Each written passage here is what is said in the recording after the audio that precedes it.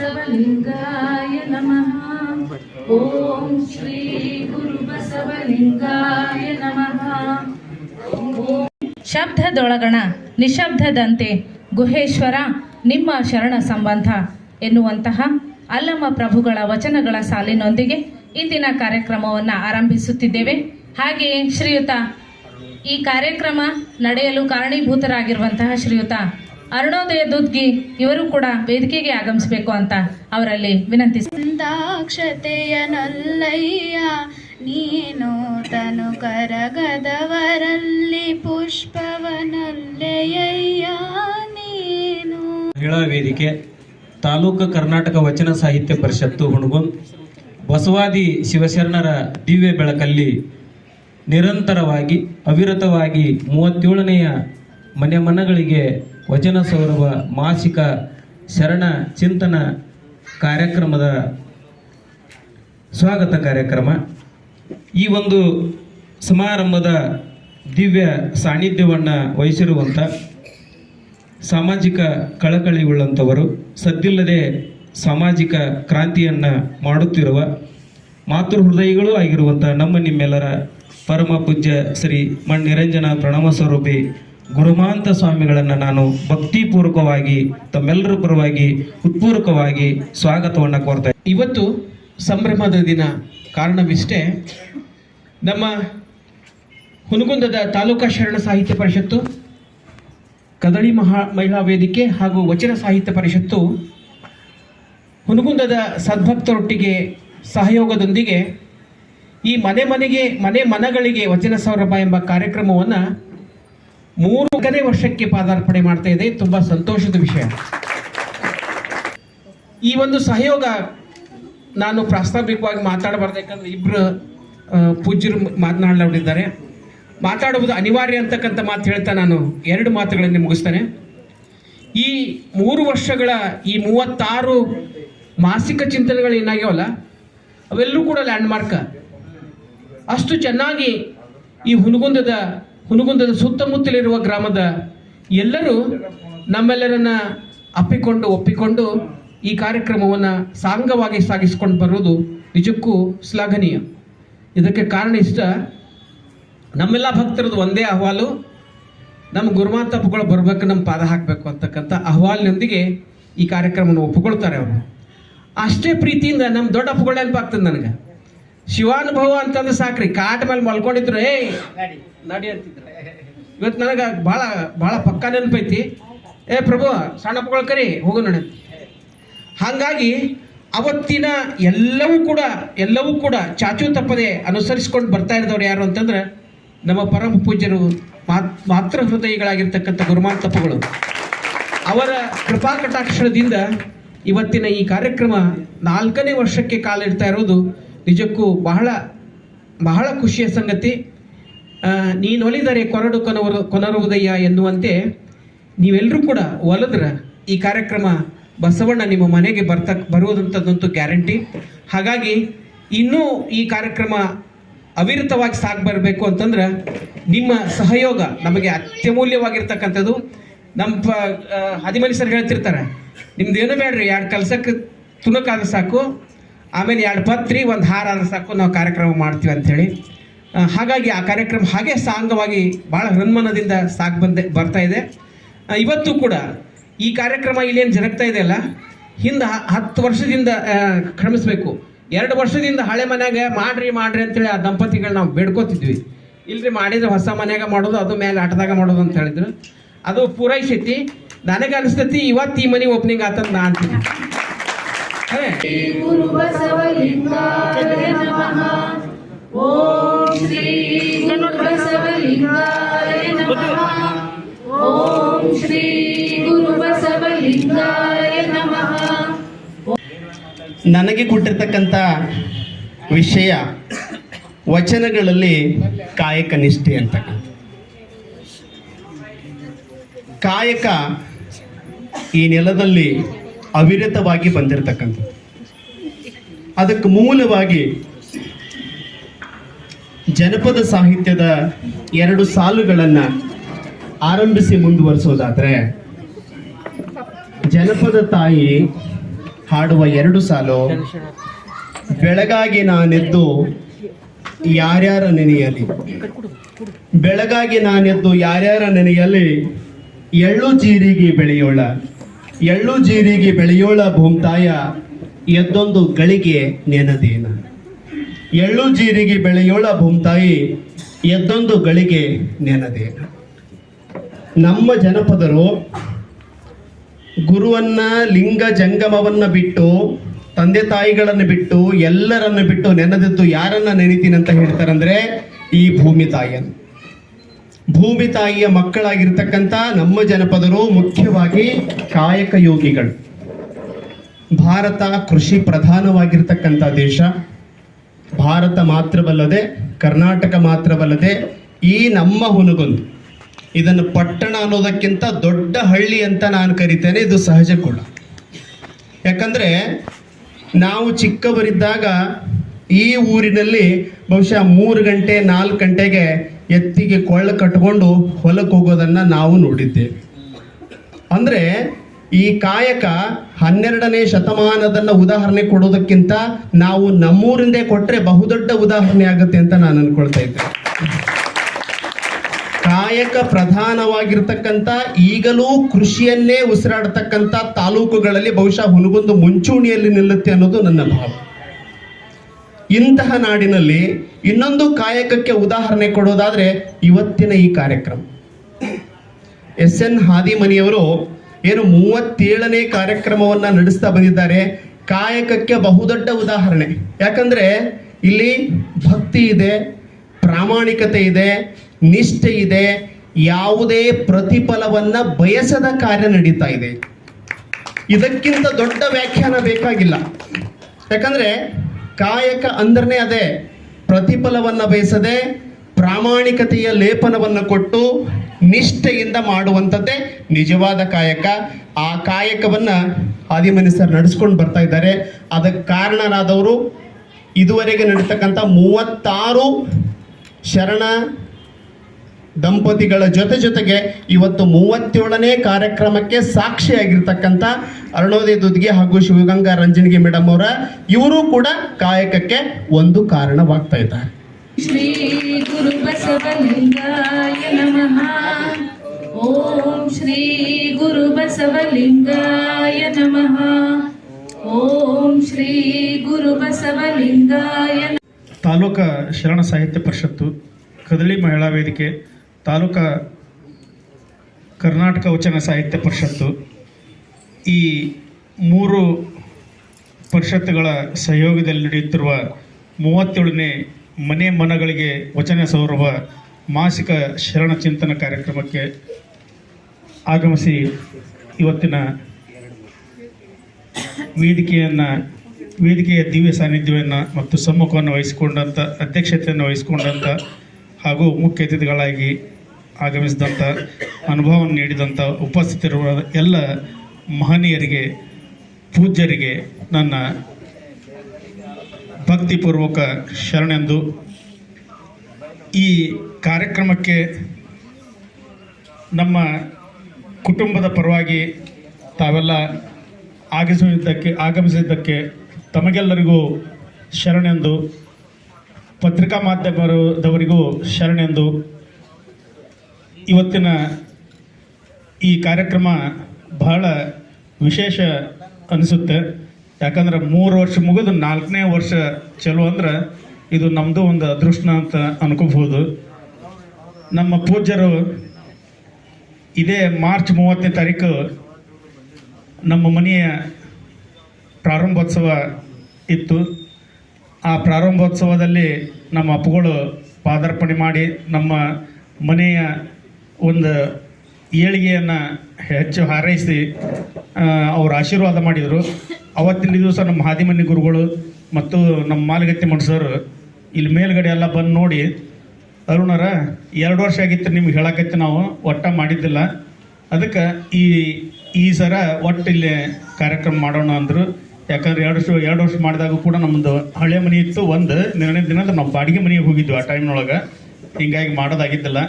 ಅದಕ್ಕೆ ಸರ್ ಅವಾಗ ಹೇಳಿದ್ದು ಇವತ್ತು ನಮಗೆ ಕೂಡಿ ಬಂದತ್ತಂದ್ರೆ ನಮ್ಮ ಕುಟುಂಬದ ಒಂದು ಪುಣ್ಯ ಅಂತ ನಾವು ಅನ್ಕೊಂತೀವಿ. ತಾಯಿ ನೀನು, ಬಂಧು ನೀನು, ಬೆಳಗ ನೀನು, ನೀನಲ್ಲದೆ ಮತ್ತಾರು ಇಲ್ಲ ಭಯ ಕೂಡಲ ಸಂಗಮ ದೇವ. ಈಗ ಇನ್ನೊಬ್ಬ ಮರಿಸಿಂಹಿಣಿ ಬಂದಳ. ನೀನು ಬರಗ ನೀನು, ನೀನಲ್ಲದೆ ಮತ್ತಾರು ನಿಲ್ಲವಯ್ಯ ಕೂಡಲ ಸಂಗಮ ದೇವ. ಧನ್ಯವಾದಗಳು ಮಕ್ಕಳಿಗೆ. ಇಲ್ಲಿ ನೆರೆದಿರ್ತಕ್ಕಂತಹ ಯಾವತ್ತು ಹಿರಿಯರಾಗಿರ್ತಕ್ಕಂತಹ ಶೇಖರಪ್ಪ ಬಾದೋಡಿಗೆಯವರು ಭಾಳಷ್ಟು ಮಂದಿ ಬಂದಿದ್ದಾರೆ. ಇಲ್ಲಿ ಶರಣ ತಂದೆ ತಾಯಿಗಳು, ಮಕ್ಕಳು ಸಾಕಷ್ಟು ಬಹುಶಃ ಅರುಣ ದುದ್ಗಿಯವರ ಮೇಲಿನ ಪ್ರೀತಿಗಾಗಿ ಬಂದಿರಬಹುದು. ನೀವೆಲ್ಲ ಮುಂದಿನ ಒಂದು 38ನೆಯ ಒಂದು ಶರಣ ಮನೆಗಳಿಗೆ ವಚನ ಸೌರಭ ಕಾರ್ಯಕ್ರಮ ನಮ್ಮ ಮನೆಯ ಆವರಣದಲ್ಲಿ ನಡೀತೈತಿ. ತಾವು ಮುಂದಿನ ತಿಂಗಳ 17ನೇ ತಾರೀಕಿಗೆ ತಾವೆಲ್ಲ ದಯವಿಟ್ಟು ಬರಬೇಕು ಅಂತಿಕೊಂಡು ಮೊದಲೇ ನಿಮಗೆ ಆಹ್ವಾನವನ್ನು ಕೊಡಬಯಸ್ತಾ ಇದ್ದೇನೆ. ಬೆಳಿಗ್ಗೆ 10 ಗಂಟೆಗೆ, ರಾತ್ರಿ ಇರೋದಿಲ್ಲ. ಈಗ ನಂಗೆ ಚಳಿಯಲ್ಲಿ ನಡಗೋದು ವ್ಯವಸ್ಥೆ ಇರಲಿಕ್ಕಿಲ್ಲ ಅಂತ ನಾನು ಭಾವಿಸ್ಕೊಳ್ತೇನೆ. 10 ಗಂಟೆಗೆ ಪುರಸಭೆಯ ಮಂಗಲ ಭವನದಲ್ಲಿ ಅದು ನಡೆಯಲಿದೆ, ಜನವರಿ 17ನೇ ತಾರೀಕು. ಆ ಕಾರ್ಯಕ್ರಮದಲ್ಲಿ ಖ್ಯಾತ ವಿದ್ವಾಂಸರಾಗಿರ್ತಕ್ಕಂಥ, ಜಾನಪದ ವಿದ್ವಾಂಸರಾಗಿರ್ತಕ್ಕಂಥ ಬನಹಟ್ಟಿಯ ಡಾಕ್ಟರ್ BR ಪೊಲೀಸ್ ಪಾಟೀಲರು ತಮ್ಮ ಜಾನಪದ ಸುಧೆಯನ್ನು ಹರಿಸಲಿದ್ದಾರೆ. ಅವರ ಸಂಗೀತ ವಾದ್ಯಗಳಿಂದ ಬರ್ತಾ ಇದ್ದಾರೆ. ತಾವೆಲ್ಲ ಆ ಕಾರ್ಯಕ್ರಮದಲ್ಲಿ ಭಾಗವಹಿಸಬೇಕು ಅಂತಿಕೊಂಡು ಮತ್ತೊಮ್ಮೆ ಕಳಕಳಿಯ ವಿನಂತಿ ಮಾಡಿಕೊಡ್ತಾ ಇದ್ದೀನಿ. ನಾನು 2 ನಿಮಿಷದಲ್ಲಿ ನನ್ನ ಮಾತಿಗೆ ವಿರಾಮ ಕೊಡ ಬಯಸ್ತೀನಿ. ಇವತ್ತು ಅನುಭವ ನೀಡಿರ್ತಕ್ಕಂಥ ಬಹುಶಃ ಚಿತ್ರಿಗೆಯವರು ಅವರ ಮಾತುಗಳನ್ನು ಮತ್ತೆ ನಾನು ಮರುಕಳಿಸಲಿಕ್ಕೆ ಮಾಡೋದಿಲ್ಲ. ಅವರ ನುಡಿಗಳು ನಿಮ್ಮ ಹೃದಯಕ್ಕೆ ತಟ್ಟಿದು ಅಂತಿಕೊಂಡು ನಾನು ಭಾವಿಸ್ಕೊಳ್ತೇನೆ. ಮೊದಲು ಖರ್ಚಿದ್ದದ್ದನ್ನು ತೆಗೆದುಬಿಡಿ. ನೀವು ಕುಡಿಯಲಿಕ್ಕೆ ನೀರನ್ನು ಕೊಟ್ಟರೆ ಸಾಕು, ಹಾಸಿಗೆಯನ್ನು ಕೊಟ್ಟರೆ ಸಾಕು. ನಾವು ಒಬ್ಬರ SC ಅವರ ಮನೆಯಲ್ಲಿ, ಹಿಂದುಳಿದವರ ಮನೆಯಲ್ಲಿ ನಾಗಲಿಂಗನ ನಗರದಲ್ಲಿ ಮಾಡಿದ್ವಿ. ಬಸವಲಿಂಗಾಯ ನಮಃ. ಓಂ ಶ್ರೀ ಗುರು ಬಸವಲಿಂಗಾಯ ನಮಃ. ಓಂ ಶ್ರೀ ಗುರು ಬಸವಲಿಂಗಾಯ ನಮಃ. ಓಂ ಶ್ರೀ ಗುರು ಬಸವಲಿಂಗಾಯ ನಮಃ. ಓಂ ಶ್ರೀ ಗುರು ಬಸವಲಿಂಗಾಯ ನಮಃ. ಓಂ ಶ್ರೀ ಗುರು ಬಸವಲಿಂಗಾಯ ನಮಃ. ಶ್ರೀ ಗುರು ಬಸವಲಿಂಗ. ಗೌರವಪೂರ್ವಕವಾದಂತಹ ಸನ್ಮಾನ. ಬಸವಣ್ಣನೇ ತಾಯಿ, ಬಸವಣ್ಣನೇ ತಂದೆ, ಬಸವಣ್ಣನೇ ತಾಯಿ, ಬಸವಣ್ಣನೇ ತಂದೆ, ಬಸವಣ್ಣನೇ ಪರಮ ಬಂಧು ಎನಗೆ, ಬಸವಣ್ಣನೇ ಪರಮ ಬಂಧು ಎನಗೆ. ವಸುದೇಶ ಕಪಿಲ ಸಿದ್ಧ ಮಲ್ಲಿಕಾರ್ಜುನ, ನಿಮ್ಮ ಹೆಸರಿಟ್ಟ ಗುರು ಬಸವಣ್ಣನಯ್ಯ. ವಸುದೇಶ ಕಪಿಲ ಸಿದ್ಧಾನ, ಬೆಳೆ ನಿಮ್ಮ ದಾನ, ಇಳಿ ನಿಮ್ಮ ದಾನ. ತಾನಾಗಿ ಲಿಂಗಕ್ಕಾಗಿಯೇ ಮಾಡುವ ಮಂಗಲ ಬದುಕೆ ಕಾಯಕವೆಂದು ಸಂಗನ ಬಸವಣ್ಣ ಪೇಳ್ಯಾನೆ. ನೋಡಿ, ಒಬ್ಬರು ಅನುಭಾವಿಗಳು ಹೇಳ್ತಾರೆ, ಪರಮಾತ್ಮ ಕೊಟ್ಟ ಶಕ್ತಿ, ಪರಮಾತ್ಮನ ಪೂಜಾ ನಡೆದದ. ಉದ್ಯೋಗವೇ ಶಿವಯೋಗ, ದುಡಿತವೇ ಶಿವ ಪೂಜೆ. ಅದಕ್ಕೆ ಲಿಂಗವಂತನ ಲಿಂಗ ಪೂಜಾ ಬರೀ ಪೂಜಾ ಮನೆಯಾಗಷ್ಟೇ ಮುಗಿಯಂಗಿಲ್ಲ. ಅದು ಉದ್ಯೋಗವೇ ಶಿವಯೋಗ, ದುಡಿತವೇ ಶಿವ ಪೂಜೆ. ಏನು ಮಾಡ್ತಾನೆ ಅದೆಲ್ಲವೂ ಶಿವ ಪೂಜೆ. ಯಾಕಂದ್ರೆ ಲಿಂಗ ದೀಕ್ಷೆ ಆಗಿರ್ತದೆ, ಕೆಟ್ಟದ್ದನ್ನು ಎಂದೂ ಮಾಡಂಗಿಲ್ಲ. ಅದಕ್ಕಾಗಿ ಆವ ಪುಣ್ಯವು ಲಿಂಗ ಪೂಜಾ ವಿಧಿ ಅನುಭವ ಹೂದು ನರ ಜನ್ಮದೋಳು ಅಂತ ಅದಕ್ಕೊಂದು ಆಧ್ಯಾತ್ಮಿಕ ಔನ್ನತ್ಯ ಅಂತ ಹೇಳಿದ್ರು ನಮ್ಮ ಶರಣರು. ಅದಕ್ಕೆ ಇದನ್ನ ಮುಟ್ಟಿಸುವಂಥ ಉದ್ಯೋಗವೇ ಶಿವಯೋಗ, ದುಡಿತವೇ ಶಿವ ಪೂಜೆ. ಇದನ್ನು ತಿಳ್ಕೊಂಡು ನಾವು ನಡೆದೀವಿ ಅಂದ್ರೆ ನಮ್ಮ ಜೀವನವೇ ಲಿಂಗ ಬಾಳುವೆ ಆಗತ್ತದ. ಅದಕ್ಕೆ ಚನ್ನಬಸವಣ್ಣವರು ಅಂಗ ಲಿಂಗ ಸಂಗ ಸುಖ ಸಾರಾಯದ ಅನುಭವ ಲಿಂಗವಂತಂಗಲ್ಲದೆ ಸಾಧ್ಯವಾಗದು ಅಂತ ಹೇಳ್ತಾರೆ. ಅದಕ್ಕೆ ತಾಯಂದ್ರೆಲ್ಲ good mother is better than 100 teachers ಅಂತ. ಅದಕ್ಕೆ ಸಂಸ್ಕೃತಿ ಉಳಿದ ಹೋಮ್ ಮಿನಿಸ್ಟರಿಂದ ಎಲ್ಲರ ಕೊಳ್ಳಾಗ ಲಿಂಗ ನೋಡಬೇಕು ದಯವಿಟ್ಟ.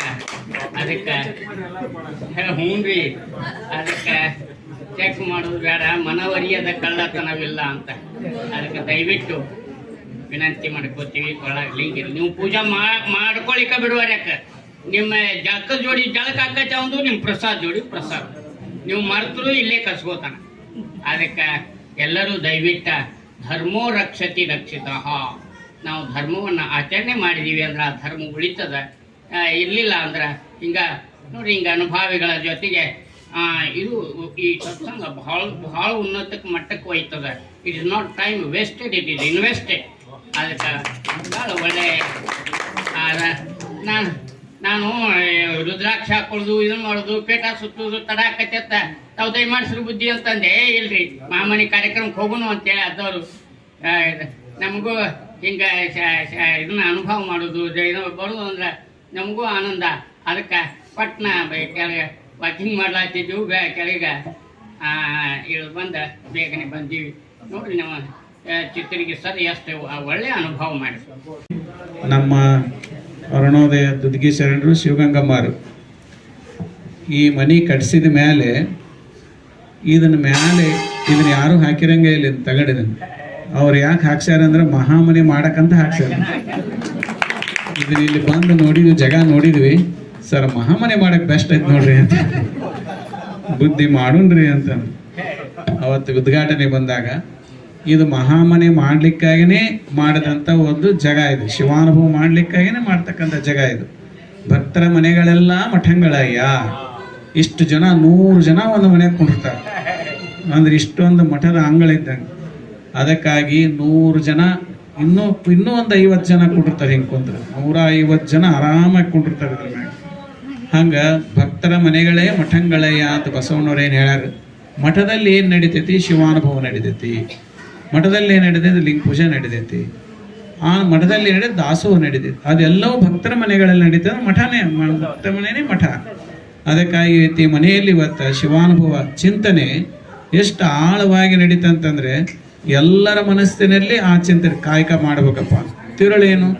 ಕಾಯಕದಲ್ಲಿ ವಂಚನೆ ಮಾಡಬಾರ್ದು, ಕಾಯಕ ಮಾಡಬೇಕು. ಕಾಯಕ ಮಾಡಿದ ಮೇಲೆ ದಾಸೋಹ ಮಾಡಬೇಕು.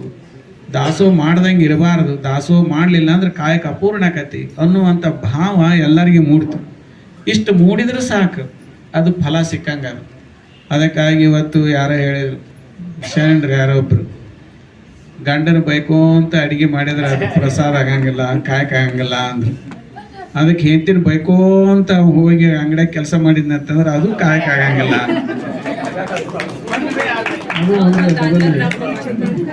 ಒಂದ್ವೇ ಅಲ್ಲ, ಅದು ಬಸವಣ್ಣವ್ರು ಹೇಳಿದ್ರು.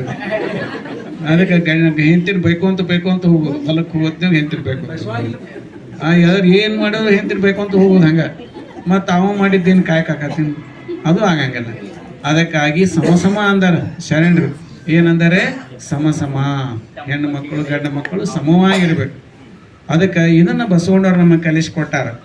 ಅದಕ್ಕಾಗಿ ಇವತ್ತಿನ ದಿವಸ ತಾವೆಲ್ಲರೂ ಕಾಯಕವನ್ನು ಮಾಡಬೇಕು. ಕಾಯಕ ಮಾಡೋರು ಏನೈತಲ್ಲ, ಈ ಸಮಾಜದಲ್ಲಿ 1 ನಿಮಿಷ ಮಾತಾಡ್ತೀನಿ, ಹೆಚ್ಚಿಗೆ ಯಾಕಂದ್ರೆ ಎಲ್ಲ ಮುಂದಕ್ಕೆ ಹೋಗ್ಬೇಕು. ಇದನ್ನು ಹೇಳ್ಬೇಕಾಗಿತ್ತು ಅಷ್ಟೆ. ಕದ್ಕೊಂಡು ಉಣ್ಣವ್ರು ಭಾಳ ಜನ ಅದಾರೆ. ಕದ್ದುಣ್ಣವ್ರು ಈ ಸಮಾಜದಲ್ಲಿ ಕದ್ದುಣ್ಣವ್ರು ಅದಾರೆ. ಈ ಸಮಾಜದಲ್ಲಿ ಕಸ್ಕೊಂಡು ಉಣ್ಣವ್ರು ಅದಾರೆ. ಈ ಸಮಾಜದಲ್ಲಿ ದುಡಿದುಣ್ಣವ್ರು ಭಾಳ ಜನ ಕಡಿಮೆ ಅದಾರೆ. ಅದಕ್ಕಾಗಿ ಕದ್ಕೊಂಡು ಉಣ್ಣವರು ದೊಡ್ಡವರಾಗ್ಯಾರ, ಕಸ್ಕೊಂಡು ಉಣ್ಣವರು ದೊಡ್ಡವರಾಗ್ಯಾರ. ಆದ್ರೆ ದುಡಿದುಣ್ಣವರು ಸಣ್ಣವರಾಗಕತ್ತಾರೆ ಇವತ್ತಿನ ಸಮಾಜದಲ್ಲಿ. ಆದರೆ ಹಿಂಗೈತಿ ಅಂತ ನಾವು ಕದಿಯೋದು ಕಸ್ಕೊಳ್ಳೋದು ಮಾಡಬಾರ್ದು. ಅದು ಕದ್ದದ್ದು ಭಾಳ ದಿವಸ ಉಳಿಯಂಗಿಲ್ಲ, ಕಸ್ಕೊಂಡದ್ದು ಭಾಳ ದಿವಸ ಉಳಿಯಂಗಿಲ್ಲ. ಸ್ವಲ್ಪ ದಿವಸ ಇರ್ತೈತಿ. ಆದ್ರೆ ದುಡ್ದದ್ದು ಮಾತ್ರ ಭಾಳ ದಿವಸ ಇರ್ತೈತಿ. ಅದಕ್ಕಾಗಿ ದುಡ್ದದ್ರ ಮೇಲೆ ನಮಗೆ ವಿಶ್ವಾಸ ಇರಬೇಕು. ಏನಪ್ಪ ಮನೆಯರ ಹಿಂಗೆ ಸೈಕಲ್ ಮ್ಯಾಗ ಹೊಂಟಿದ್ದ 4 ವರ್ಷ ಹೆಂಗೆ ದೊಡ್ಡ ಮಾಡಿ ಮನೆ ಕಟ್ಸ್ಯಾನ, ಏನು ಮಾಡಿ ಕಟ್ಸ್ಯಾನೋ ಏನ್ತಾನ ಅಂತಾರೆ. ಅದಕ್ಕಾಗಿ ಹಂಗೆ ಅನ್ನಕ್ಕೆ ಹೋಗ್ಬೇಡಿ. ನಾವು ಇಷ್ಟು 20 ವರ್ಷ ಬರೀ ಹೊಲ ಮಾಡಕತ್ತೀವಿ, ಒಂದು ರಿಪೇರಿ ಮಾಡೋದು ಆಗಲ್ಲ ನಮಗೆ ಅಂತಾರೆ. ಅದಕ್ಕಾಗಿ ಅದು ಹಂಗೆ ತಾರತಮ್ಯ ನಾವು ಭಿನ್ನ ಭೇದ ಮಾಡಬಾರ್ದು. ಕದ್ಕೊಂಡು ಉಣ್ಣೋದು ಕಸ್ಕೊಂಡು ಉಣ್ಣೋದು ಏನೈತಲ್ಲ ಭಾಳ ದಿವಸ ಇರಂಗಿಲ್ಲ, ಸ್ವಲ್ಪ ದಿವಸ ಇರ್ತದೆ. ಆದರೆ ದುಡಿದು ಉಣ್ಣೋದು ಏನೈತಲ್ಲ ಅದು ಶಾಶ್ವತವಾಗಿರ್ತೈತಿ. ಆ ಮನೆತಲ್ಲಿ ಸಂಸ್ಕೃತಿ ಬೆಳಿತೈತಿ. ಅಷ್ಟ ನಮ್ಮ ನೇಪಾಳ ಒಂದು, ಇಂಡಿಯಾ ಒಂದು, ಇನ್ನು ಒಂದು ಮೂರು ಉಳಿದದ್ದೆಲ್ಲ ಡಿವೈಡೆಡ್ ಇಂಟು 2 ರಿಲಿಜನ್, ಒಂದು ಕ್ರಿಶ್ಚಿಯನ್ ಒಂದು ಮುಸ್ಲಿಮ್ ಆಗ್ಯಾವ. ಖುರಾನ್ ಏನಾದ್ರು ನಾವು ಕ್ರಿಶ್ಚಿಯನ್ ಕಂಟ್ರಿ ಒಳಗೆ ಹೋಗಿ ಪ್ರಚಾರ ಮಾಡ್ತೇವೆ ಅಂದ್ರೆ ಕ್ರಿಶ್ಚಿಯನ್ ಕಂಟ್ರಿ ಅವರು ಬಿಡಂಗಿಲ್ಲ, ಒಳಗೆ ಒಟ ಬಿಡಂಗಿಲ್ಲ ಅವರು. ಈ ಮತ್ತು ಇಸ್ಲಾಂ ರಾಷ್ಟ್ರಕ್ಕೆ ನಾವು ಏನು ಬೈಬಲ್ ಪ್ರಚಾರ ಮಾಡಕ್ಕೆ ಹೋಗ್ತೇವೆ ಅಂತಂದ್ರೆ ಮುಸಲ್ಮಾನ್ ಕಂಟ್ರಿ ಬಿಡಂಗಿಲ್ಲ, ಒಟ ಬಿಡಂಗಿಲ್ಲ ಅವರು. ಆದ್ರೆ ವಚನ ಸಾಹಿತ್ಯವನ್ನು ನಾವು ಪ್ರಸಾರ ಮಾಡ್ತೀವಿ ಅಂತಂದ್ರೆ ಈ ಯುರೋಪಿಯನ್ ಕಂಟ್ರೀಸ್ ಬಿಡ್ತಾರೆ, ಇತ್ಲ ಮುಸಲ್ಮಾನ್ ಕಂಟ್ರೀಸ್ ಬಿಡ್ತಾರೆ. ಇದು ಬಹಳ ವಿಶೇಷ ಐತಿ, ಇದು ಬಹಳ ವಿಶೇಷ ಇದು. ನಾವು ಬಸವಣ್ಣವ್ರ ತತ್ವ ಹೇಳ್ತೀವಿ ಅಂದ್ರೆ ಇಸ್ಲಾಂ ಧರ್ಮದವ್ರು ಬರ್ರಿ ಅಂತಾರೆ, ಇತ್ಲ ಬಸವಣ್ಣವ್ರ ತತ್ವ ಹೇಳ್ತೀವಿ ಅಂದ್ರೆ ಇತ್ಲ ಕ್ರಿಶ್ಚಿಯನ್ ಧರ್ಮದವ್ರು ಬರ್ರಿ ಅಂತಾರೆ. ಇದು ವಿಶೇಷ. ಅಂತ ಸತ್ವ ಈ ಬಸವ ತತ್ವದಲ್ಲಿ ಐತಿ. ಅದಕ್ಕೆ ಲೋಕಕ್ಕೆ ಬೇಕಾಗುವಂಥ ಸಾಹಿತ್ಯ, ಅದಕ್ಕೆ ಮಾನವತಾವಾದಿ ಅಂತ ಕರೀತಾರೆ ಬಸವಣ್ಣವ್ರಿಗೆ. ಅದಕ್ಕೆ ಅಂಥ ತತ್ವವನ್ನು ಇವತ್ತು ಅಳವಡಿಸಿಕೊಂಡು ಇಡೀ ಲೋಕ ತುಂಬ ಪ್ರಸಾರ ಮಾಡುವಂಥ ಕಾಯಕವನ್ನು ನಾವು ಇಮ್ಮಡಿ ಚಿತ್ರಿಯವರು ಅವರಿಂದ ನಡೀಲಿ ಅಂತ ತಿಳ್ಕೊಂಡು ಹೇಳಿ ಬಸವಾದಿ ಶರಣರಲ್ಲಿ ಪ್ರಾರ್ಥಿಸಿ ತಮಗೆಲ್ಲ ದಯವಿಟ್ಟು ಪ್ರಸಾದ ಸ್ವೀಕಾರ ಮಾಡಿರಿ. ಹೊತ್ತಾಗಿ ಸದಾ ಸ್ಮರಣೀಯರಾಗಿರತಕ್ಕಂಥ ಬಸವಾದಿ ಶರಣರನ್ನ ಹರನ್ಮನದಲ್ಲಿ ಸ್ಮರಿಸಿಕೊಂಡು, ಅಯ್ಯ ನಿಮ್ಮ ಶರಣರ ಬರವಿಂಗೆ ಗುಡಿ ತೋರಣವ ಕಟ್ಟುವೆ, ಅಯ್ಯ ನಿಮ್ಮ ಶರಣರ ಬರವಿಂಗೆ ಮುಡುಹಿನಲ್ಲಿ ಪಟ್ಟವ ಕಟ್ಟುವೆ, ಅಯ್ಯ ನಿಮ್ಮ ಶರಣರು ನಮ್ಮ ಮನೆಗೆ ಬಂದರೆ ಅವರ ಶ್ರೀಪಾದವನೆನ್ನ ಹೃದಯದಲ್ಲಿ ಬಗದಿಟ್ಟುಕೊಂಬೆ ಚಿತ್ರಾಣ ಚನ್ನ ಮಲ್ಲಿಕಾರ್ಜುನ ಅಂತಕ್ಕಂಥ ಅಕ್ಕ ಮಹಾದೇವಿಯವರ ಒಂದು ವಚನದಂತೆ ಇಂದು ಎಲ್ಲ ಪರಮ ಪೂಜ್ಯರ ಹಾಗೂ ಶರಣರ ಒಂದು ಪಾದದಿಂದ ಈ ಮನೆ ಮಹಾಮನೆಯಾಗಿರ್ತಕ್ಕಂಥದ್ದು ನನಗೆಲ್ಲ ಅತ್ಯಂತ ಸಂತೋಷವನ್ನ ಉಂಟು ಮಾಡೈತಿ ಅಂತಕ್ಕಂಥ ಮಾತನ್ನ ಹೇಳುತ್ತಾ, ಈ 3 ವೇದಿಕೆಗಳು ತಾಲೂಕಾ ಶರಣ ಸಾಹಿತ್ಯ ಪರಿಷತ್ತು, ಕದಳಿ ಮಹಿಳಾ ವೇದಿಕೆ, ತಾಲೂಕಾ ಕರ್ನಾಟಕ ವಚನ ಸಾಹಿತ್ಯ ಪರಿಷತ್ತು ಹುನಗುಂದದ ಒಂದು ಸಹಯೋಗದಲ್ಲಿ ನಡೆದಿರ್ತಕ್ಕಂಥ 37ನೇ ಮನೆ ಮನಗಳಿಗೆ ವಚನ ಸೌರಭ ಮಾಸಿಕ ಶರಣ ಚಿಂತನ ಕಾರ್ಯಕ್ರಮದಲ್ಲಿ ದಿವ್ಯ ಸಾನ್ನಿಧ್ಯವನ್ನು ವಹಿಸಿ ತಮ್ಮ ಪಾವನ ಪಾದಗಳಿಂದ ಈ ಒಂದು ಕಾರ್ಯಕ್ರಮಕ್ಕೆ ಮೆರಗನ್ನು ತಂದು ಕೊಟ್ಟಿರ್ತಕ್ಕಂಥ ಪರಮ ಪೂಜ್ಯರಾಗಿರ್ತಕ್ಕಂಥ ಗುರುಮಹಾಂತ ಸ್ವಾಮಿಗಳಿಗೆ ಈ 3 ವೇದಿಕೆಗಳ ಪರವಾಗಿ ಹಾಗೂ ವೈಯಕ್ತಿಕವಾಗಿ ನಮ್ಮ ಕುಟುಂಬದ ಪರವಾಗಿ ತುಂಬ ಹೃದಯದ ಶರಣಾರ್ಥಿಗಳನ್ನು ಅರ್ಪಿಸ್ತಾ ಇದ್ದೀನಿ.